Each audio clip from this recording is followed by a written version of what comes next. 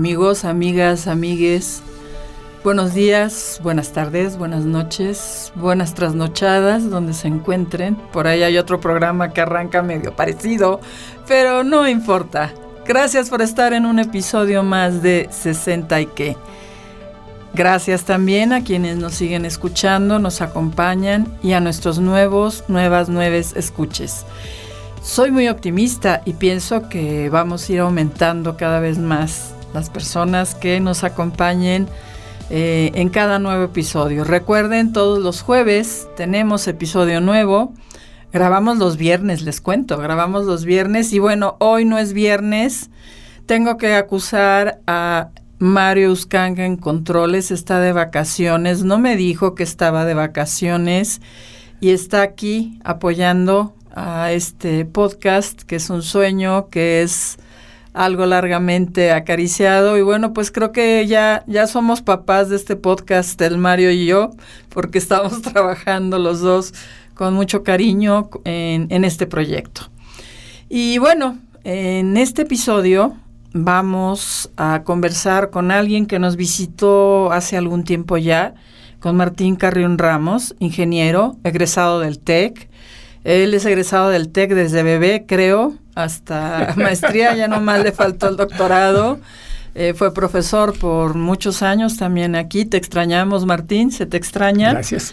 Y bueno, él ha trabajado también en la industria alimentaria particularmente, en la industria petrolera, y ahora trabaja como en el área administrativa, como administrador. Y también sigue explotando su pequeña empresa que se llama Ikerke, que es una pastelería deliciosa, déjenme decirles. Gracias.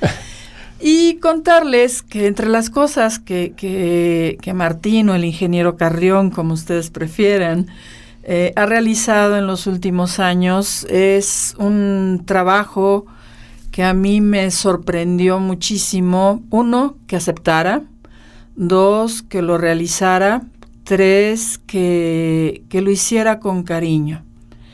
Él estuvo unos meses, no fue mucho tiempo, pero estuvo trabajando en una estancia geriátrica y estoy segura, no tengo duda de que si bien siempre ha sido sensible al tema de las personas mayores, el trato que se le da a las personas mayores, esta experiencia lo llevó a sensibilizarse aún más sobre el tema de cómo son tratados los adultos mayores, cómo muchas veces tienen que ser recibidas estas personas en medio de una crisis de abandono, de una crisis de soledad, que no necesariamente es el abandono, de enfermedad, de alguien que ya no los quiere, de que los trata como si fueran desechos. Martín, ¿nos puedes dar? Gracias primero, gracias por estar aquí. Gracias por la invitación. Y ¿nos puedes contar un poquito brevemente qué pasó? ¿Cómo fue que llegaste a esta estancia? Y por lo menos 3 aprendizajes que desde tu visión de un hombre que se acercaba a los 60 años ya, construyó, reconstruyó, reinventó cuando estuvo en contacto con un grupo importante de ancianos. Sí, bueno, te platico. Mira, creo que en la ocasión anterior que tuvimos oportunidad de platicar, conversábamos que me había quedado sin trabajo por un tiempo y el mayor de mis hijos es médico geriatra. Él tiene una estancia geriátrica en la ciudad de Monterrey y tenía planes en ese momento de abrir una segunda estancia geriátrica. Necesitaba apoyo en la parte administrativa y pues me invitó a integrarme al proyecto para apoyar en este proceso. Pues eso, la verdad es que cuando acepté apoyarle, no me imaginé lo que pudiera significar en términos de conocimiento, en términos de cómo ocurren las cosas para las personas mayores, ¿sí? Primero, platiquemos un poquito de qué es una estancia geriátrica. Hablamos de asilos, y la imagen que tenemos de un asilo es un lugar a donde me llevan para pasar mis últimos años, ¿sí? No significa necesariamente que esto vaya a ser algo bueno para mí. Yo creo que hasta cierto punto, como utilizamos asilo como en término peyorativo, ¿sí? Es así como un lugar para ir y abandonar a la gente mayor, ¿sí? Primero quisiera hacer un comentario en torno a que cuando hablamos de la apariencia de las personas, algo que en alguna ocasión a mí me dejó intrigado es, yo soy muy blanco, ¿sí? Quizá no caigo adentro del término de whitexican, que ahora se ha vuelto popular, pero me eduqué, pasé mis primeros años en el sur de Veracruz, en un lugar donde pues el grueso de la gente era gente morena, ¿sí? Y me acuerdo que el trato hacia mí era el trato de el güero, ¿sí? Y hay algo que de pronto cayó en mi cabeza, y es cuántos privilegios que no me correspondían obtuve simplemente por mi aspecto, ¿sí? Pues, mi familia, de una parte importante, son españoles, otros son italianos, pero hay otra parte de mi familia que son indígenas. Yo soy una mezcla de todos ellos. Yo así me he percibido siempre. En mi familia, mis hermanos, tengo hermanos más blancos que yo y hermanos más morenos que yo. Y entonces eso para mí no hacía una diferencia, porque eran las personas con las que yo convivía todos los días. Mi madre es morena, era morena, mi padre era muy blanco, sí, y para mí era como que lo normal, pero probablemente había personas para quienes esto representaba una diferencia, sí. Ahora, en los últimos años, se ha enfatizado y hay un cambio en torno a la conciencia de cómo nuestro aspecto nos hace vivir la vida de una determinada forma, ¿sí? Es triste, pero ha ocurrido, ¿sí? Con la gente mayor es lo mismo. Hay quien piensa el viejo o la vieja de la casa, pues ya se tiene que ir al asilo porque es un problema tenerlo aquí. ¿Cuándo es un problema tener a alguien en casa? Cuando sus capacidades físicas se ven disminuidas a tal grado que requiera del apoyo permanente para moverse, para alimentarse, para cuestiones de aseo. Eso es algo que a todos nos queda claro probablemente, pero hay otro aspecto y tiene que ver con la demencia senil, ¿sí? Cuando esta persona, que a lo mejor sigue siendo capaz físicamente, pero su mente ya está nublada, ya no puede pensar con claridad, quizá tenga alucinaciones, quizá ya tenga problemas de Alzheimer, ya no reconoce, pero quizá todavía tiene la fortaleza física para moverse, para caminar, ¿sí? Hay otros, digamos que en la parte mental ya sus capacidades están disminuidas o ya se fueron, por decirlo de alguna forma, pero en la parte física no, ¿sí? Entonces, haberme integrado a este proyecto de la estancia geriátrica para mí fue toda una experiencia por varias razones. La primera es por la cercanía de la edad, ¿sí? Había gente dentro de la estancia geriátrica que era más joven que yo, pero habían llegado a la estancia geriátrica justamente por problemas o de físicos o mentales. Recuerdo en particular a una señora que había tenido un derrame cerebral. Ella había perdido la movilidad de una parte de su cuerpo, su mano derecha, su pierna derecha, pero también quedó afectada mentalmente. No podía hablar, ¿sí?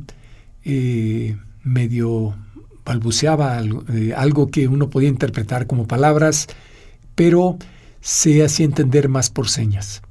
Ella, una mujer con maestría, bilingüe, tenía 3, 4 años que había tenido este problema y no tenía quien la pudiera cuidar. Era una mujer que había quedado con 2 hijas, las había sacado adelante, pero sus hijas no estaban en condiciones de cuidarla porque tenían hijos pequeños, porque estaban en una situación de vida, pues tú y yo lo sabemos, lo que implica estar en tus 30s y estar batallando para pues salir adelante, ¿no?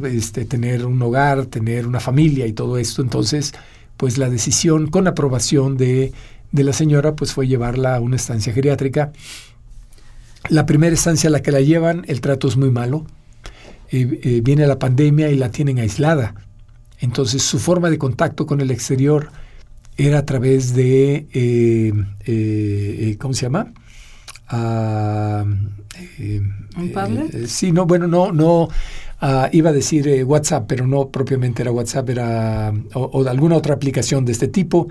Pero imagínate a alguien que no puede hablar, ¿cómo puede comunicarse con su familia, con sus hijas o con sus nietos pequeños, si a duras penas puede decir sí, cosas que no llegaban propiamente a palabras? La retiran de esa estancia geriátrica, le llevan a la otra estancia geriátrica donde yo estaba apoyando, y me llama mucho la atención cómo empieza, a pesar de estar en un ambiente donde ahora sí, como estancia geriátrica, había cuidadores, había enfermeros, había gente que daba terapia física, sí. Médicos. Había médicos, por supuesto, había nutriólogos, donde se procuraba que las personas, los residentes, fueran tratados con la mayor dignidad posible, con el mayor esmero posible, sí. Pero ella, por la misma situación, tenía una tremenda debilidad emocional. Con mucha facilidad perdía la paciencia porque no podía darse a entender, ¿sí? Lloraba desconsoladamente, imagínate, después de 6, 8 intentos de tratar de transmitir una idea, pero quienes la escuchábamos no teníamos ni la más remota idea de qué trataba de decir. La verdad es muy triste. Te solidarizas con ese dolor. Recuerdo, ella tenía un iPad, y un día el iPad era su forma de estar en contacto con el mundo. El iPad no lo utilizaba para las cosas que uno pudiera imaginarse, sino, por ejemplo, descargaba sudokus y se ponía a hacer ejercicios de matemáticas. Su mente ocupada, sí, era evidente que su problema de comunicación no estaba afectando su parte intelectual. Veía programas, películas en inglés, leía muchos artículos de divulgación científica. Ella estaba activa intelectualmente, pero no le era factible compartir ese tipo de cosas con el mundo que la rodeaba. Y yo creo, no estoy seguro, que era probablemente la persona con el mayor nivel educativo que estaba como residente en la estancia. Entonces imagínate, por ejemplo, en el área de televisión, estar junto a otras personas mayores que estaban viendo un programa, voy a decir una tontería, La Rosa de Guadalupe, ¿sí? No digas nombres, prefiero que no digas nombres, ya lo dijiste, pero bueno, es que estaban viendo un programa televisivo, y entonces que en ese programa se tratara algo con lo que ella pudiera objetar, claro. ¿sí? Pudiera decir, es que eso pudo haber sido simplemente azar, no tuvo que haber sido un milagro, ¿sí? Entonces, no poder compartirlo con la gente que la rodeaba. Y no tener algo que yo peleo mucho desde mis capacidades, o sea, perdió su derecho de réplica. Claro, ¿sí? claro. Entonces, esa es otra cosa que le sucede mucho a las personas mayores. Puede que sea por un daño cerebral, ¿sí? Pero también de pronto la gente joven te va quitando el derecho de réplica. Y a partir de esto yo quisiera pedirte, en alguna ocasión yo te escuché explicar que llegaban 3 o 4 tipos de personas a la estancia, o sea, el que llegaba voluntariamente, no sé si lo recuerdes y nos puedas compartir. Sí, claro. ¿Qué tipo de personas suelen llegar a una estancia geriátrica? Yo recuerdo que mi abuela llegó, o sea, ella eligió ir a una estancia, muy elegante la estancia, ¿verdad? Pero ella decidió que se iba a una estancia, que ella no quería estar batallando. No es lo común, no en nuestra cultura, nuevamente es un tema cultural. Claro, Gracias. Sí, de hecho, había empezado compartiendo estas dos personas, una de las que perdían sus capacidades físicas o quienes perdían sus capacidades intelectuales, que era el caso de esta señora en particular. Quienes pierden sus capacidades físicas frecuentemente tiene que ver por desgaste propio de la edad. Ya no puedo caminar. Yo creo que el caso más frecuente. No puedo ponerme de pie, pero quizá a eso está ligado el sobrepeso. No puedo ponerme de pie, pero no hay nadie en casa que me pueda ayudar porque pesar 90 o 100 kilos hace muy difícil que mis hijos o mis nietos puedan apoyarme. Ese sería un segundo tipo de personas que llegan a la estancia. Hay un tercer tipo, que es la persona que a lo mejor no está en una situación tan tremenda en términos de capacidad, o tan mala, quisiera decir, de capacidades físicas o mentales, pero no hay quien la cuide. Uh-huh. ¿Sí? Esa persona, recuerdo a alguien de la gente de la estancia que se rehusaba a que le llevaran a la estancia, pero le decían: papá, es que no puedes estar solo a estas alturas de la vida. Si un día te caes y no puedes levantarte, pueden pasar muchas horas o a lo mejor 1 o 2 días antes de que alguien de nosotros vaya a tu casa y te encuentre en esa condición. ¿Qué vas a hacer en ese momento? Puedes entrar en otro tipo de problemas. Entonces, estas personas que a lo mejor tuvieron que negociar con sus hijos para que los llevaran a la estancia o con su pareja, ¿sí? Recuerdo una de las personas que era un matrimonio, él mucho más grande que ella, pero ella muy disminuida físicamente y tuvo que ser llevada a la estancia porque no había forma de... ¿Y fue algo negociado por Fue algo ellos? negociado. ¿Sí? Eso es distinto. Yo creo que eso es una cuestión que a veces nos cuesta mucho trabajo. Pues yo creo que quienes hemos tenido la oportunidad de vivir junto a las personas mayores de nuestra familia, pues no nos resulta tan fácil poder decir: híjole, vamos a, por más bonito o más agradable que sea lo que puede ofrecer una estancia geriátrica, nunca va a ser tu hogar. Uh-huh. ¿Sí? Entonces, eso yo creo que es algo que debemos de tener presente. Pero digo, cuando ya se vieron todas las posibilidades y la familia llega a esta conclusión de lo mejor es ponerte en manos de gente profesional que te cuide, wow, ni modo, ¿sí? Pero también hay quien puede ser llevado a una estancia geriátrica porque ya no lo toleramos en casa, ¿sí? Porque a lo mejor su forma de llegar a viejo o a vieja, ¿sí? Es algo que ya no tiene las mejores condiciones para socializar, ¿sí? Uh-huh. Las razones pueden ser muchas. Me fui quedando solo, mi mundo se fue cerrando, ahora pierdo la paciencia rápidamente, ahora mi sensibilidad con las cosas es de otro nivel.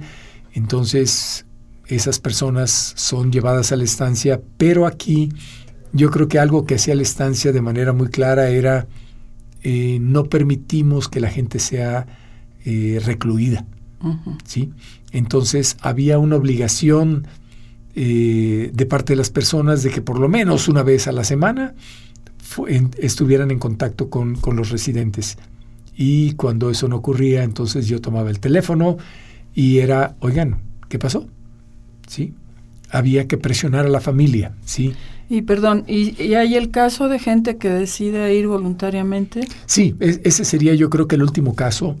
Ahí en la estancia había 2 personas nada más de una población, no recuerdo, 26, 28 personas en esta primera estancia. Ahorita ya el proyecto de segunda estancia ya está empezando a ¿cómo se llama? A recibir residentes. Pero en esta primera estancia había 2 personas que estaban ahí de forma voluntaria.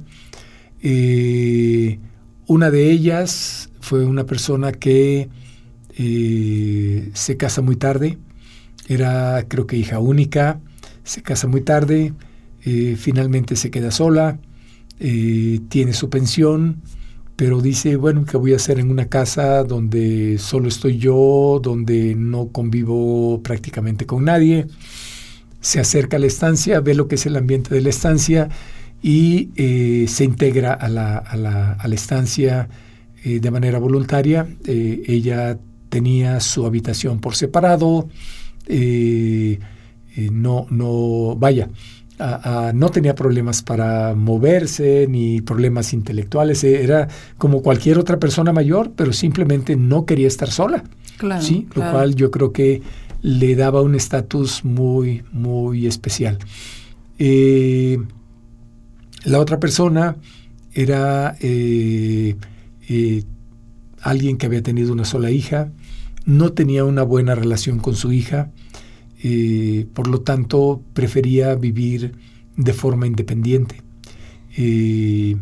A diferencia de la primera persona que menciono, que toda su vida ocurría ahí adentro de la estancia y a lo mejor de vez en cuando tomaba un Uber y recuerdo que en ese tiempo que estuve en contacto con la estancia le operaron de los ojos. Y pues ella en algún momento el mismo personal de la estancia la acompañó,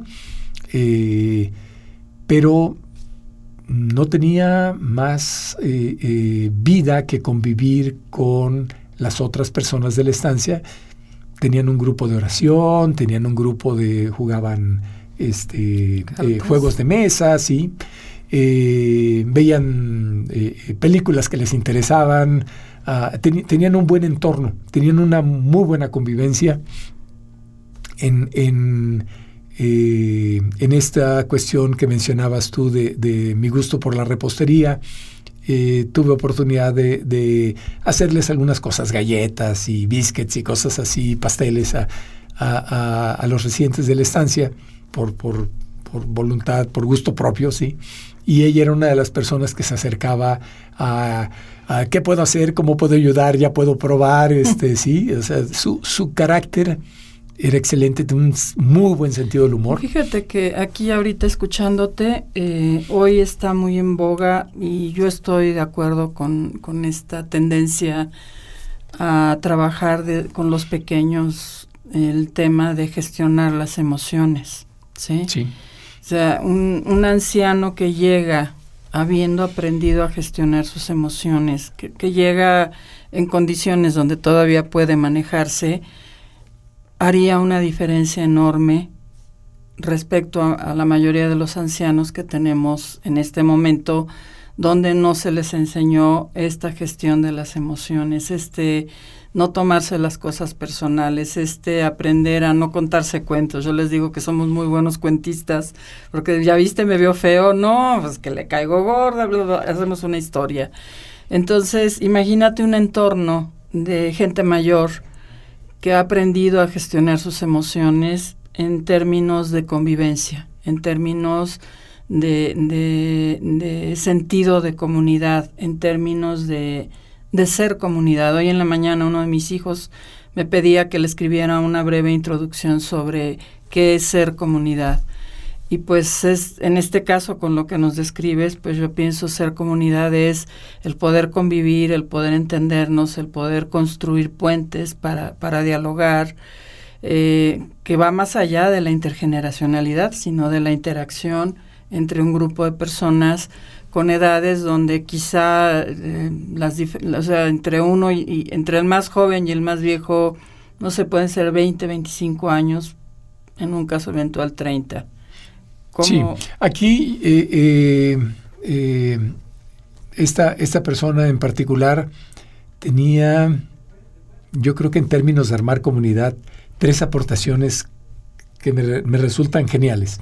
La primera, por su claridad de pensamiento, su capacidad física, podía ser una excelente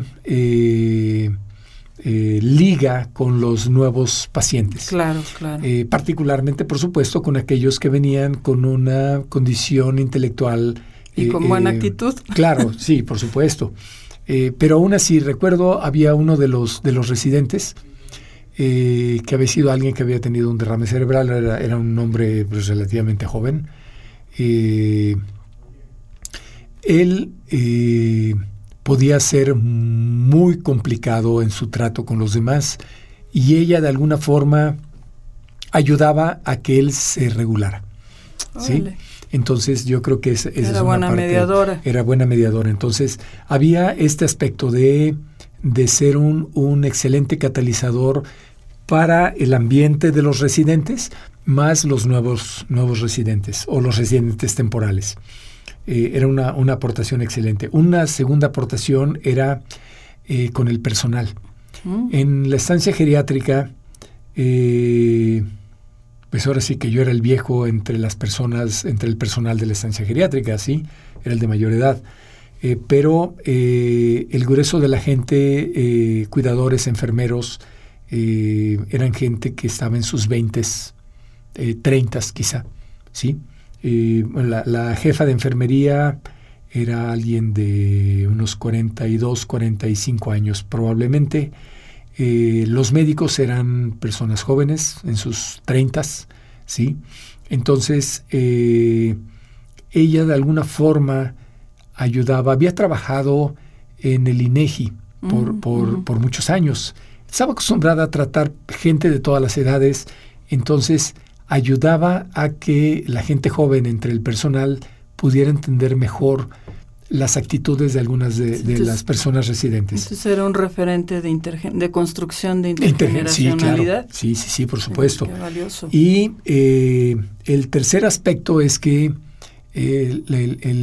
siendo una estancia geriátrica donde uno de los socios era médico y que además daba clases a alumnos de medicina y donde por tal razón se aprovechaba que fueran alumnos de medicina a la estancia, gente que estaba en sus 20, 22 años estudiando medicina. Que tengamos aquí en cuenta que una cosa es estudiar medicina y otra cosa es entender la geriatría. ¿Sí?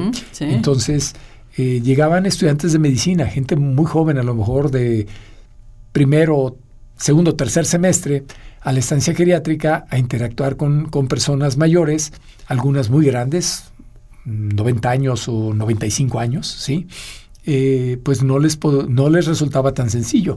Entonces ella de alguna forma ayudaba también, es un aspecto de intergeneracionalidad donde les podía decir, dale oportunidad a que entienda tu pregunta, dale oportunidad a que genere una respuesta adecuada, no te va a entender esto, no te va a entender aquello, mejor dile así o dile asá, ¿sí? Ese tipo de cuestiones yo creo que era algo bien importante, ¿sí?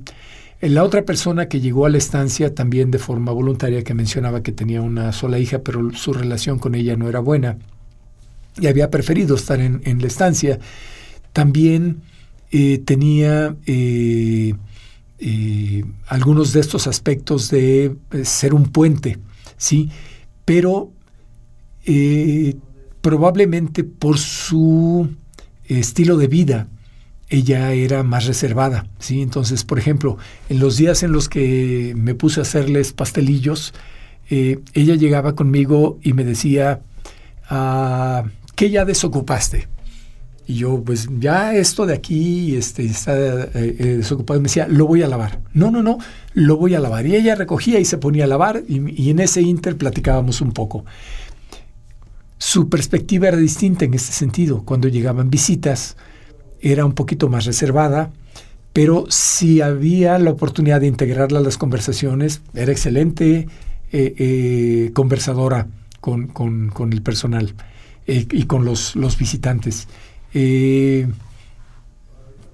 Por cuestiones de que todavía la pandemia estaba en proceso, no podía entrar mucha gente a la estancia. De hecho, se recibía las visitas en un área específica. Pero pues había algunos residentes de la estancia. Hay una residente de 99 años que está postrada. Entonces, pues las visitas tenían que ir a la habitación donde se encontraba. Y era interesante ver a estas dos personas o a los otros residentes que estaban en condiciones de interactuar, cómo recibían a las visitas, ¿sí? Yo creo que es algo muy valioso tener la oportunidad de interactuar con personas mayores.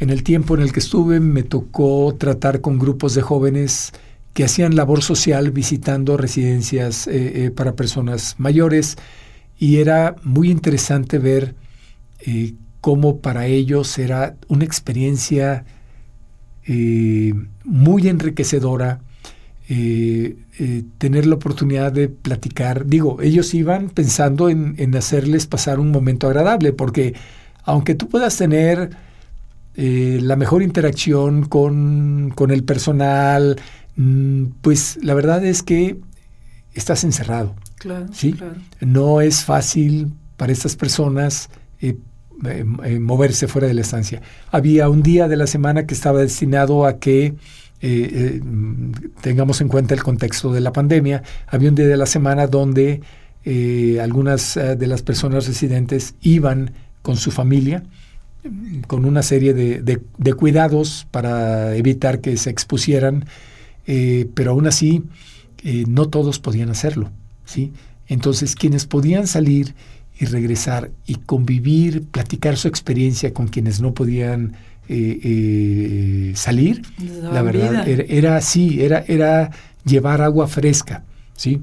Entonces, yo creo que son del tipo de cosas que deberíamos de todos poner en nuestra visión.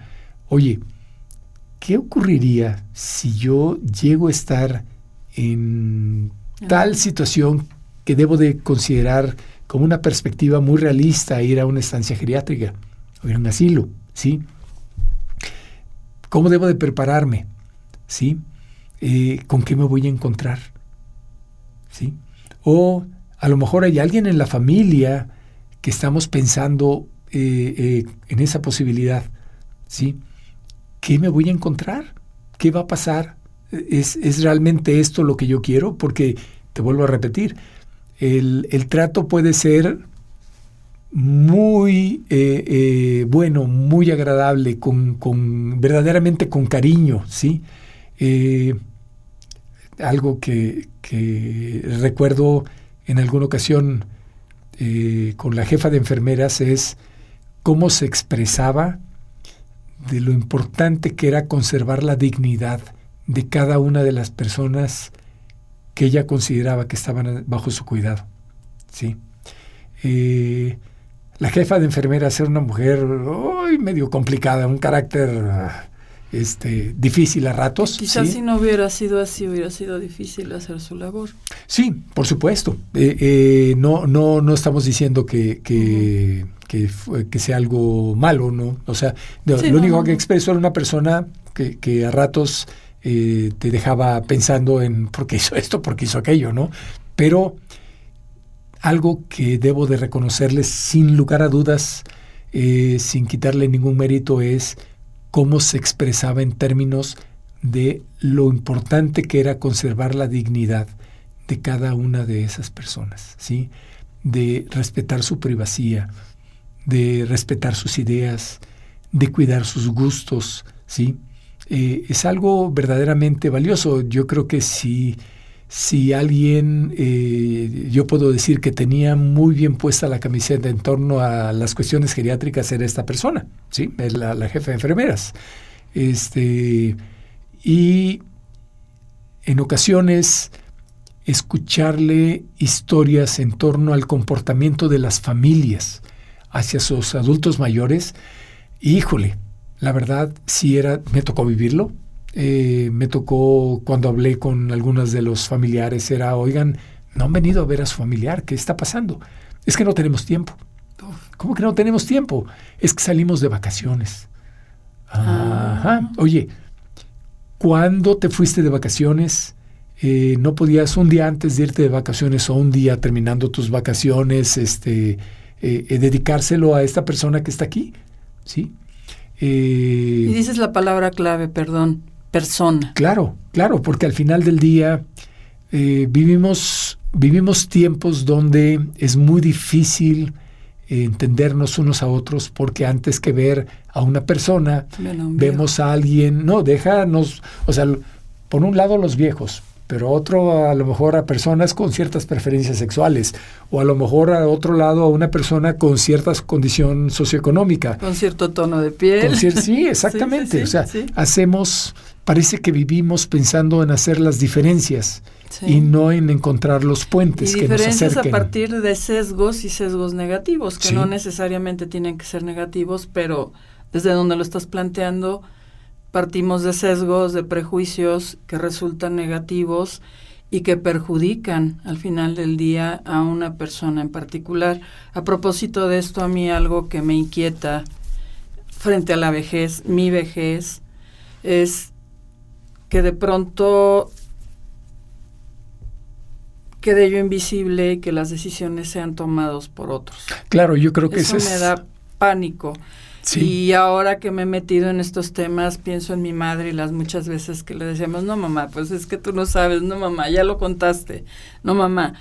Y cuando y me acuerdo que decía, es que ya no me dejan contarles nada, es que ya lo contaste 50 veces y necesitamos aprender a escucharlo 85 veces. ¿Sí? Las veces que sean necesarias. Las que sean necesarias. Y entonces cuando yo me pongo en ese papel, digo, híjole, si es verdad que se te regresa, ya valí, porque yo no he sido paciente, trabajo en ser paciente.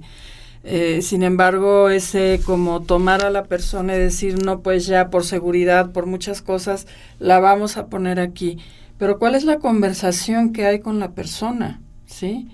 Y tienes razón, hay personas que definitivamente no quieren ir a una estancia por toda la leyenda negra que hay en torno, bueno, y que la han validado muchas estancias, muchos asilos. Asilos, exacto. Sí, asilos. Por eso es que cuando hablamos de asilo hay sentido peyorativo. Yo escuchándote ahorita acerca de la estancia, y déjenme contarles, amigas, amigos, amigues, que yo he visitado en 2 ocasiones esta estancia, y no es la estancia más elegante del mundo, claro que no, es una estancia sumamente sencilla en cuanto a sus instalaciones, y algo que a mí que me llamó mucho la atención es que la gente decide ir por el trato que reciben, o sea, no están ahí porque sean las mejores instalaciones de Monterrey, están ahí porque realmente tienen gente que está preocupada por las personas que están habitando en este lugar.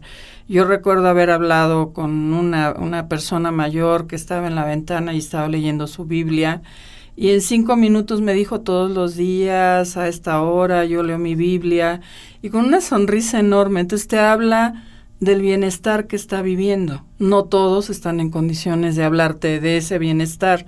Sin embargo, pues hay toda una escala, ¿sí? Volviendo a mis cebolas, volviendo a lo que yo te planteaba, a mí, mi temor para mí, y cuando veo a personas que van a estancias están ahí porque participaron de la decisión, porque quisieron ir, o porque simple y sencillamente fueron borradas, que tiene que ver con estas personas que no tienen tiempo. O sea, sí, es triste, pero desafortunadamente nuestra poca sensibilidad a cómo va a ser nuestra vida adulta nos genera, no sé, empujar a las personas mayores en direcciones donde ellos no necesariamente quisieran estar. Voy a hacer aquí a lo mejor, tomar un argumento como excusa quizá. No recuerdo, probablemente fue de Villoro, una lectura en torno a cómo mueren las personas ahora. ¿Sí? Las llevamos a morir a un hospital, a una clínica, fuera de casa. Los niños no tienen por qué pasar por la experiencia de ver morir a sus abuelos, ¿sí? O a alguna otra persona mayor de la familia, ¿sí? Las personas enfermas las mantenemos alejadas de nosotros, ¿sí? Y en ese sentido todavía seguimos teniendo esta perspectiva de que si alguien está ya viejo, pues ¿para qué nos preocupamos? Estamos jóvenes, pasémosla bien y ellos que los atienda quien los debería de atender. Paguemos para que los atienda. Exactamente. Y en este sentido, ese paguemos que tú acabas de decir, lo estamos viendo en muchas áreas. Yo pago porque me eduquen a los hijos, ¿sí? Yo pago porque me diviertan en las vacaciones, ¿sí? Yo pago porque me cuiden a mis viejos, ¿sí? Entonces se vuelve una cuestión pues comercial, ¿no? ¿Sí? Pero, por otra parte, ¿cuántos de nosotros realmente nos hemos preparado para qué va a ocurrir más adelante en nuestras vidas? ¿Sí? Yo vengo de una familia donde yo fui el más chico. Mi padre nació en 1914. Entonces, para cuando yo era adulto, mi padre, para cuando yo era un adulto joven, mi padre ya era una persona mayor. Si mi padre muere a los 90 años, muchas de las cosas y no sé, que yo pudiera pensar para mi propia vida, me tocó verlas con él. O sea, él vivió en casa, hubo la oportunidad de que se le cuidara en casa, pero vivía con una de mis hermanas y mi hermana, aunque mi padre había expresado que él quería morir en casa, mi hermana todavía tenía esta idea de que está mal, hay que llevarlo al hospital, y mi padre termina muriendo en el hospital, cuando que él no era algo que él hubiera expresado como su decisión, ¿sí? Es difícil, son decisiones que no son fáciles de manejar. Yo no puedo decir que mi hermana lo empujó porque no quisiera que estuviera en casa, pero por otra parte, ¿cómo podemos nosotros asegurarnos que esta voluntad, podemos decir, es que yo quiero que me incineren, sí, pero ya estás muerto, ahí como que ya es otra historia, ¿no? ¿Qué va a pasar antes de llegar a ese momento? Y también es bien importante el ponernos en los zapatos de quien hace el rol de cuidador. Claro. Sí, porque es quien tiene que tomar las decisiones, es quien tiene que lidiar. Si hay muchos hermanos, tiene que lidiar con el agrado o el desagrado del otro hermano. Pero pensemos que ahora ya cada vez hay menos hermanos. Sí, cada vez eso es cierto, pero vamos, en una situación como ahorita es como cómo lograr empatar, y yo creo que ese lograr empatar tiene que ver con, yo pienso en el que está ahí, no en lo que yo quiero, sino qué necesita la persona. Sí, por eso mi insistencia es, debemos de hablarlo desde antes. Ahorita, yo creo que ahorita, iniciando los 60s, es un buen momento. Mario, yo quiero ser un árbol, y si no me hacen árbol, le voy a jalar los pies a todos, Ya quedó grabado, está registrado. Ya escucharon todas los que nos están acompañando en 60 y qué. Aquí el asunto es, con un hijo geriatra, pues ahora sí que tengo un médico personal. Geriatra en casa. Exacto. El asunto aquí es, él en algún momento me preguntó, oye, ¿y has pensado qué te gustaría que pasara cuando mueras? Y mi respuesta fue, la verdad a mí eso no me importa, ¿sí? Si me incineran, está bueno, si me entierran, está bueno, la verdad no es algo que me preocupa, la esencia de mí ya no está ahí, entonces el envase pueden hacer con él lo que quieran, pero ¿qué va a pasar conmigo antes de llegar a ese momento? Es una historia completamente diferente. Para mí eso es algo que se tiene que hacer ahorita. Yo ahorita, en esta etapa, debo de pensar, él me dice, por tu estilo de vida, por tu salud, por tus antecedentes de salud, etcétera, probablemente vas a vivir unos 20 años por lo menos, 30 años probablemente. Ok, puedo pensar en mí a los 90, la verdad me da flojera. ¿O miedo? a lo mejor miedo también, ¿sí? El asunto es, debo de empezar ahorita a tomar decisiones para los próximos años. Sí. Yo no sé si puedo hablar de 80 años. Hace unos días platicaba yo con un vecino, tiene 82 años, y admiro su condición física, ¿sí? La verdad es un hombre que se ve muy completo, ¿sí? Y digo, bueno, si yo tuviera 82 años, así como está este señor, estupendo. Pero yo no sé si voy a llegar a los 82 años con esa condición física. Pues ya estás trabajando, Martín. Ese es el punto. Pero en esa parte es donde hay que involucrar a quienes estén en nuestro entorno.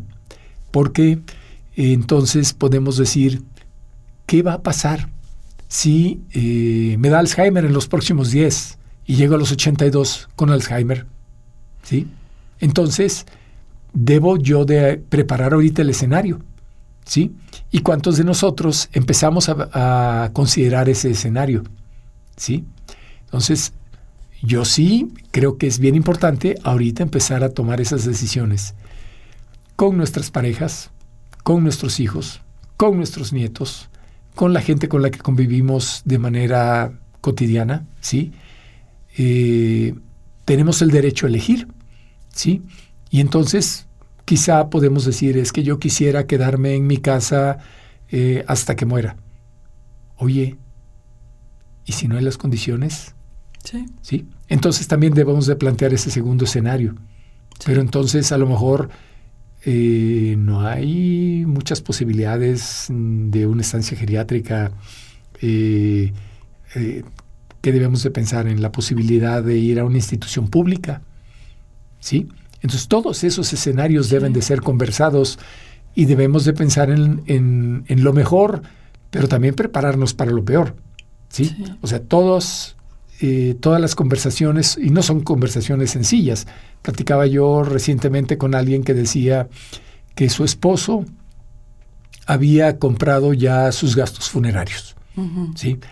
Y que había expresado este señor que se había quitado un enorme peso de encima. Claro, claro. ¿Sí? Entonces, ¿qué tenemos que hacer para negociar esto de la mejor manera posible con la familia, con nosotros mismos, y ser realistas? No caer en una situación de fantasía de, no, yo voy a vivir 100 años y voy a bla, bla, bla. No, porque... híjole, lo que viene en el futuro nadie lo sabe.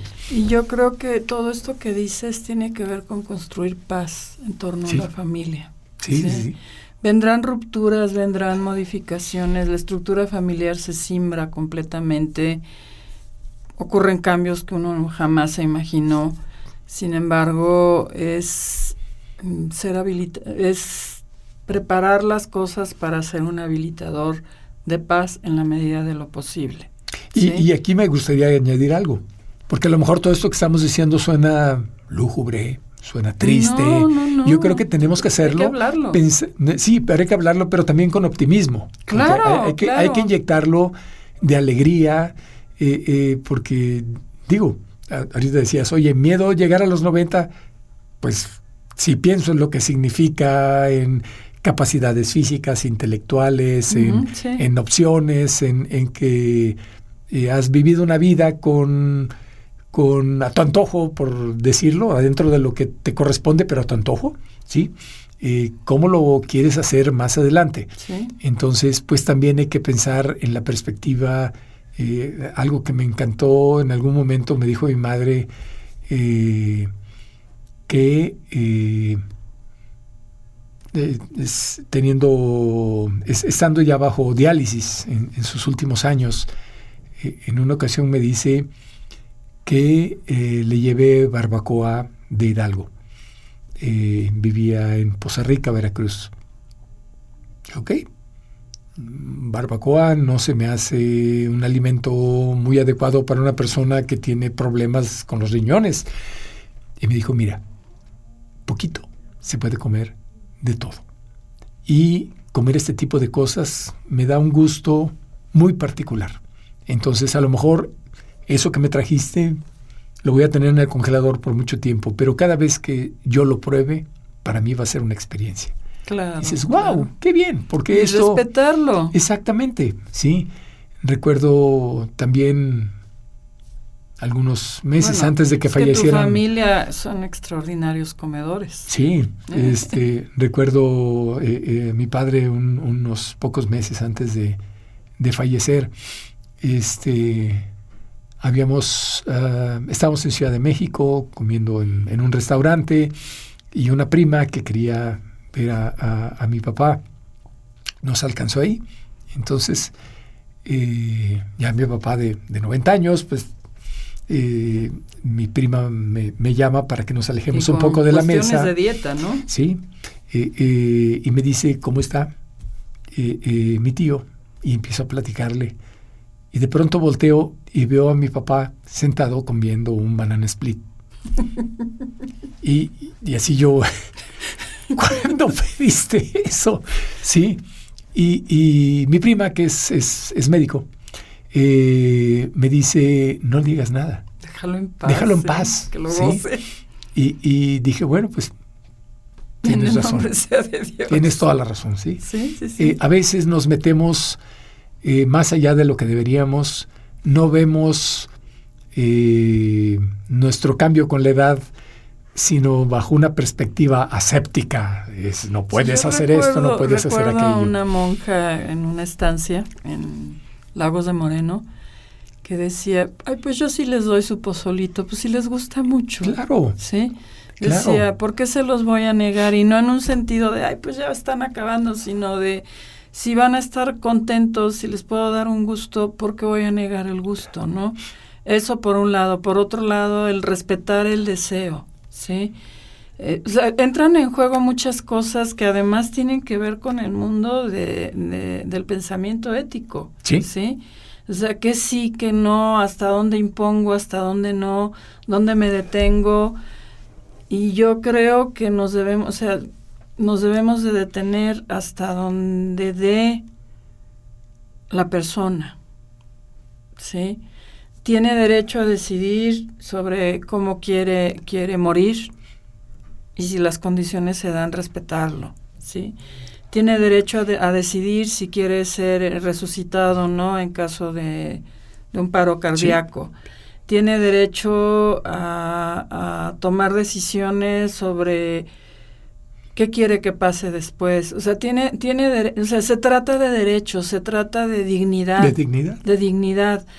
Y yo recuerdo a alguien que había tenido una relación infame con su madre y que por alguna razón terminó en casa de esta persona y fue una relación tan enfermiza donde era, pues ahora aunque no quieras me la estás pagando, ahora aunque no quieras pues tienes que bailar al son que te toque, lo tienes que hacer así, si no pues ahí te dejo y pues ya tú sabrás, si te haces pues ahí alguien vendrá, cuando llegue la cuidadora te cambiará porque yo no, o sea, como un proceso de desgaste emocional y físico.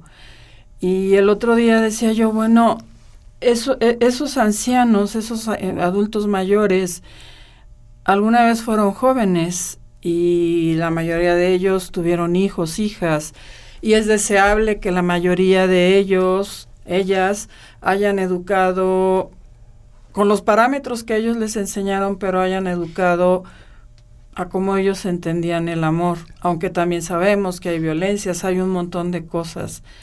Será tan difícil que nos acordemos que hubo alguien que cuando ibas y le jalabas la falda y le decías, ¿cómo me como esto? Y la persona dejaba de hacer lo que estaba haciendo, iba, te abría el dulce y te lo daba en la boca. Será tan difícil recordar que, bueno, no tenemos memoria, pero nos lo cuentan, pero tener presente que alguien en algún momento cuando lo necesitamos nos tuvo paciencia. Los que tuvimos la fortuna de que hubiera alguien que nos tuviera paciencia. Yo creo que necesitamos rescatar como la parte humana de la relación con las personas, justo por reconocer personas. Y yo puedo decir, no, pues yo no soy la persona más indicada, seguramente no, pero eso no quita que yo trabaje porque en la conciencia que voy tomando vaya sucediendo.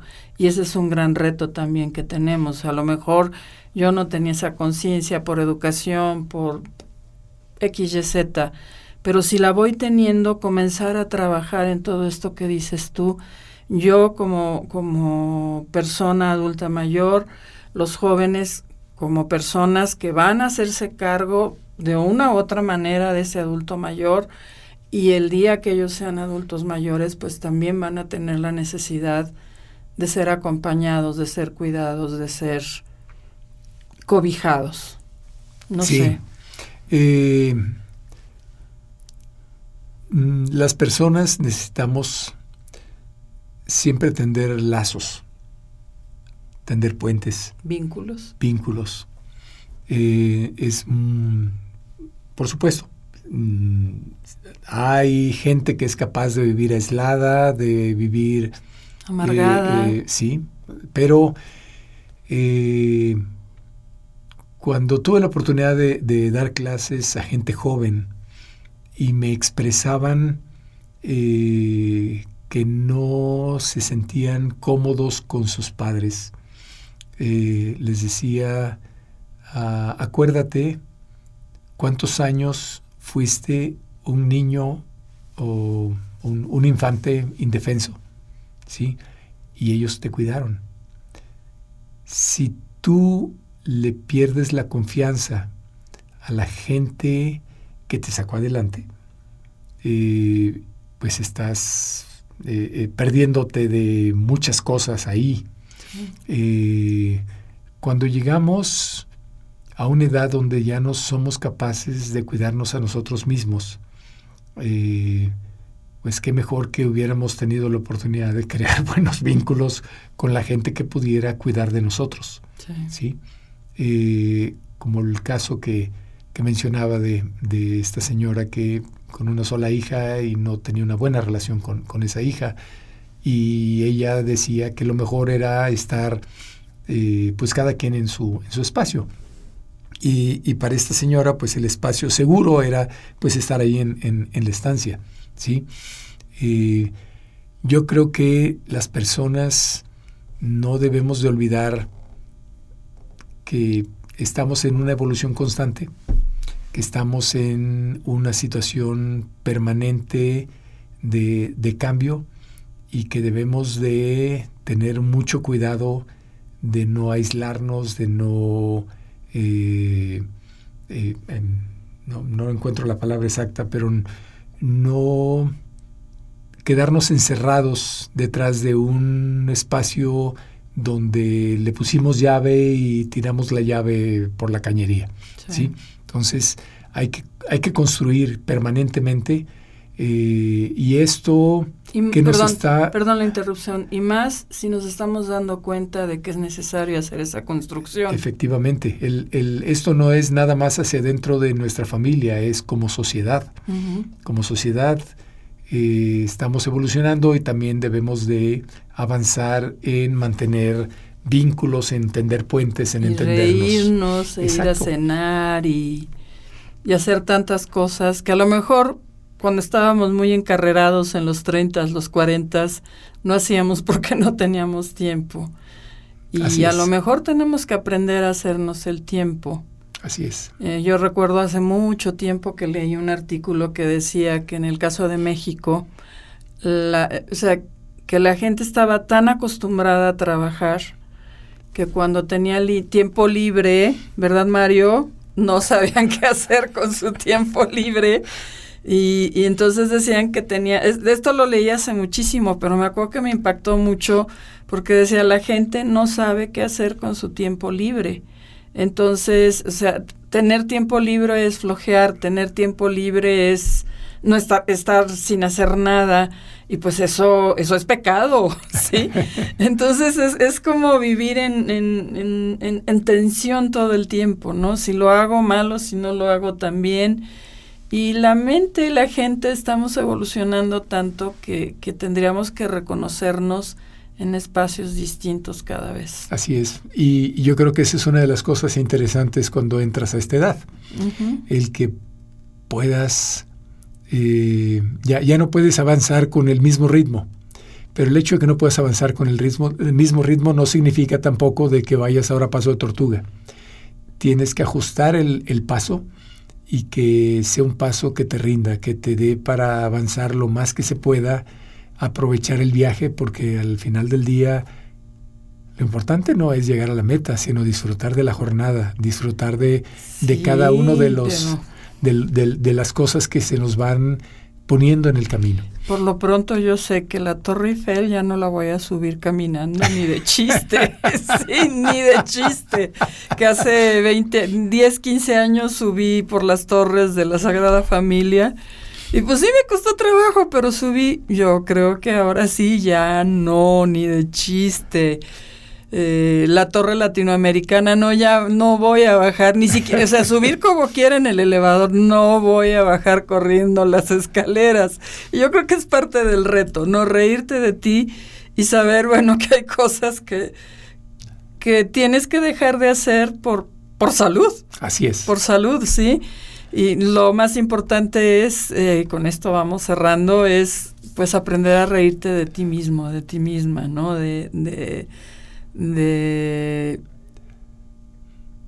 Si no has sabido sonreír en toda tu vida, pues no es tarde para aprender a sonreír, para aprender a reírte de un montón de cosas que ocurren, a veces chistosas, a veces no de los accidentes. No me gusta reírme de quien se accidenta, pero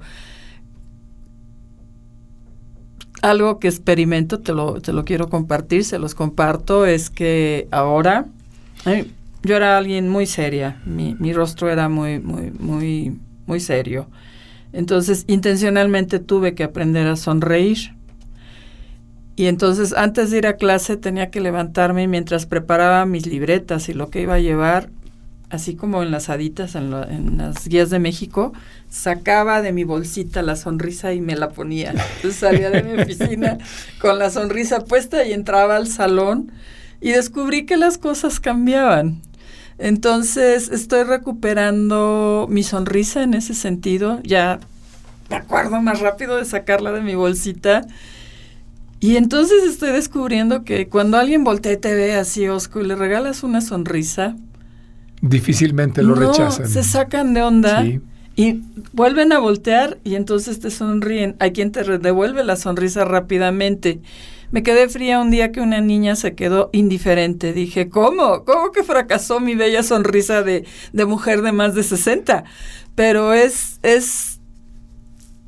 aprender a tener la sonrisa, porque sí, la vida es muy dura. Y como dicen por ahí los que saben, el dolor es inevitable. Sufrir, podemos dejar de sufrir. Es otra cosa, por supuesto. Entonces, pues es tener la disposición para nunca dejar de aprender. Martín, muchas gracias. Al contrario, gracias muchas por esta gracias. Experiencia de lo que pasaste por la estancia infantil, no, no. La estancia. Bueno, sí, es para terceras infancias. Para terceras infancias, no, por la estancia geriátrica. Gracias por compartirnos la labor que hacen, o sea, de alguna manera pasamos por la labor que hacen quienes están a cargo del cuidado de ancianas, ancianos, ancianes. Me ha gustado mucho escuchar lo que expresas de la jefa de enfermeras, porque al final del día habla de que, aunque pueda ser complejo su trato, habla de una humanidad que ya quisiera alguien, un cachitito, ¿verdad? Sí. Entonces, enfermeros, saludos a la enfermera Noemí, ojalá y escuche este podcast y nos divulgue, ¿sí? Me ha encantado escuchar con qué poquito puedes hacer feliz a las personas. No es un tema de dinero, es un tema de tiempo, y el tiempo para hacer unas galletas, el tiempo para hacer unos roles, panqués, pues son formas de expresar amor, y pues lo has hecho con estas personas. Y no tienes idea lo que disfrutas. Ver la emoción. ¿Sí? Con o sin diabetes. Sí. Allí había bocadillos. Era una cuestión de controlar la cantidad. Claro. Pero ver la emoción de alguien que dice, hacía mucho tiempo que no comía un pan recién salido del horno, la verdad es bien interesante, porque estás hablando no de la experiencia de comer un pan salido del horno de una panadería, sino de casa. del horno de mi casa, exactamente. Esa emoción es impresionante, es pues difícil de describir. Yo creo que hay que decirle al doctor geriatra que te invite para que vayas a hacerles panecillos. Yo creo que sí. Porque vale la pena, porque es una manera de expresar respeto, de expresar dignidad, y de poder convivir en otro entorno, en otra idea de las cosas. Así es. Sí. Martín, mil gracias por conversar con nosotros acerca de personas mayores, adultos mayores. Mil gracias por tu tiempo, por venir una segunda ocasión a esta cabina. Mil gracias, Mario, por estar con nosotros, ayudándonos con los controles. Bueno, más bien, no ayudándonos, haciéndose cargo de todo el proceso, porque si no funcionaría. Y a ustedes, amigos, amigas, amigues, mil gracias si se quedaron hasta el final de este episodio. Les invito a acompañarnos al siguiente. Les invito a seguirnos, por favor. Síganos en Instagram, síganos en Spotify, Amazon Music, Apple Music, Google Podcast. Pongan que nos están siguiendo, divulguen nuestro podcast, porque en verdad es una forma de ayudarnos a que llegue a más personas, y mi ambición es que lo puedan escuchar personas mayores, que sepan que estamos hablando de estos temas, que no somos los grandes expertos, pero que sí estamos buscando tender puentes para la intergeneracionalidad. Para quien nos ha ido siguiendo a lo largo de los distintos episodios que hemos realizado, se han dado cuenta que hablo yo sola, luego estoy acompañada, que tienen voz los jóvenes, las personas de edad intermedia. Hoy Martín, que viene como un digno representante de los 60 y más. Entonces tenemos cabida para todos, todas, todes. Me faltan niños, niñas, infancias. Me falta todavía conversar con un sector muy particular que tengo anotado y que por una razón o por otra no he logrado contactar, pero es importante, es muy importante que nos ayuden a que 60 y que exista, porque es una manera de ser parte de la construcción de un espacio de intergeneracionalidad, pensando en la educación de respeto, en la educación de paz. Mil gracias, hasta el siguiente episodio. Hasta pronto. Gracias, saludos.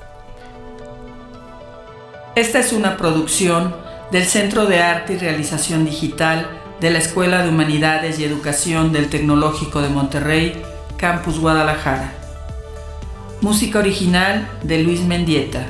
Edición y producción de Mario Uscanga. Diseño de imagen, Cecilia Carrión. Idea original y voz, Lucero Miranda.